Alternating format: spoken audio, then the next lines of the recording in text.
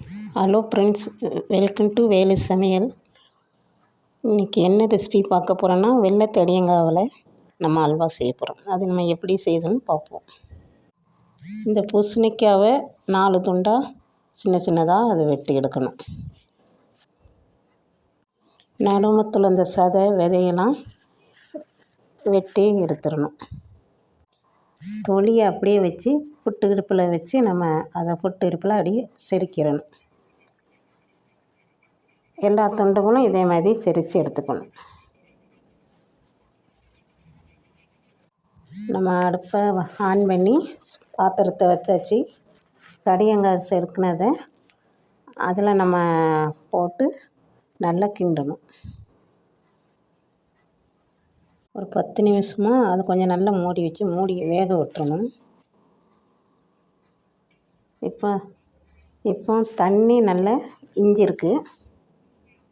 5 நிமிஷம் இஞ்சின பிறகு நம்ம அடுத்தது ஜீனி போடணும். இப்போ ஒரு 5 நிமிஷம் வேகணும்.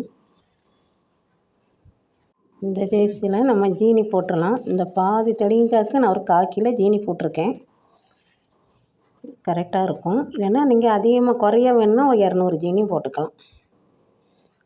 புட்களை கொஞ்சம் லேசாக நான் சேர்க்குறேன்.